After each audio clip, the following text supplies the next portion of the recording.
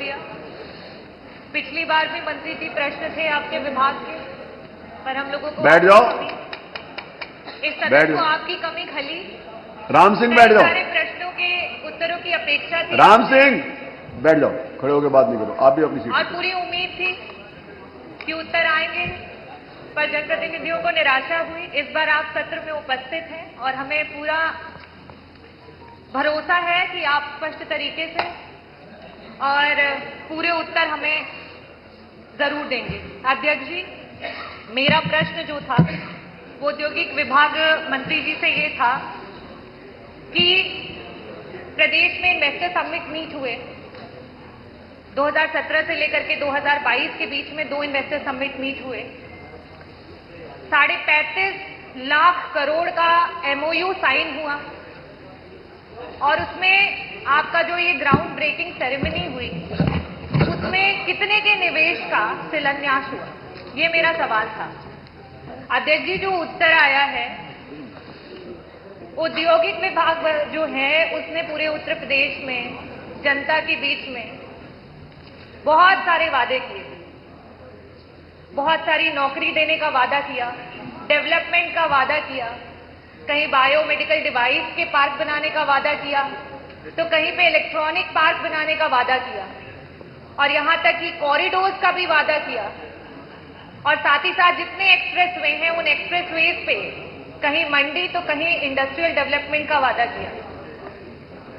और आज जब उन वादों पे खरे उतरने की बात होती है, जवाबों की अपेक्षा रहती है, तो कहीं ना कहीं मंत्री जी से जो अपेक्षा है कि वो हमें उत्तर दे, वो नहीं मिल पाता है।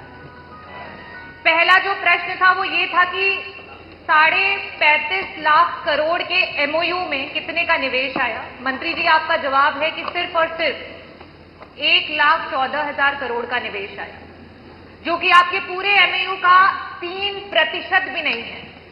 ऐसी अवस्था में जब आप 3% जितना आपने वादा किया उसका 3% काम भी नहीं कर पा रहे हैं, तो आप कृपया ये बताने का कष्ट करें कि इसको 100% करने में आपको टोटल कितना समय लग जाएगा। ये मेरा पहला सवाल है। मंत्री जी, दूसरा सवाल ये है कि सरकार कहीं ना कहीं इंडस्ट्रियल डिपार्टमेंट में मेहरबान रही कि सरकार ने जितनी भी उसकी अनुपयोगी जमीन थी, भूमि थी, उसे उपयोगी बनाने के लिए इंडस्ट्री विभाग को दे दी। मैं इंडस्ट्री विभाग के मंत्री जी से ये पूछना चाहूंगी कि आपने उस कितनी भूमि है जिनको उपयोगी बना दिया, जहां पे इंडस्ट्रीज बना दी। क्योंकि आज आए दिन हम अखबारों में पढ़ रहे हैं कि हमारे किसानों के पास ना तो बिजली है, न पानी है और न सड़क है। ऐसी स्थिति में आप इन इंडस्ट्रीज को, जिनको आपने भूमि तो दे दी, ना आप उन्हें बिजली दे पा रहे, ना पानी दे पा रहे, ना सड़क दे पा रहे। समाजवादियों के समय जो सैमसंग की कंपनी उत्तर प्रदेश में आई थी निवेश करने के लिए, आज आपकी सरकार में वो यहां से छोड़ करके कर्नाटका और दूसरे देशों में चली गई है।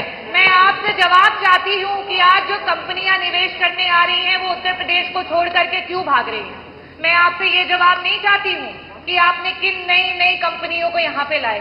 मुझे सिर्फ ये उत्तर दे दीजिए कि आपके शासनकाल में जब से ये इन्वेस्टर समिट मीट हुआ है, कितनी कंपनियां हैं जो बंद हो गई और कितनी कंपनियां हैं जो उत्तर प्रदेश में पहले निवेश करना चाहती थी और आज छोड़ करके चली गई हैं। और अध्यक्ष जी, मैं सिर्फ ये पूछना चाहती हूं कि उत्तर प्रदेश, हमारे मुख्यमंत्री जी दावा करते हैं 1 ट्रिलियन इकोनॉमी का, और आपका विभाग उसमें अगर पूर्णतः सहयोग करेगा तभी ये पॉसिबल है। तो क्या आप बताने का कष्ट करेंगे कि आज इन परिस्थितियों में उत्तर प्रदेश का इंडस्ट्रियल ग्रोथ रेट क्या है, और जिस ग्रोथ रेट से आप चल रहे हैं, कितने दशकों में आप उत्तर प्रदेश को 1 ट्रिलियन इकोनॉमी बना पाएंगे? कृपया करके बस इसका स्पष्ट मैं चाहूंगी, अनुरोध करूंगी कि आप बस इन्हीं सवालों का उत्तर दें।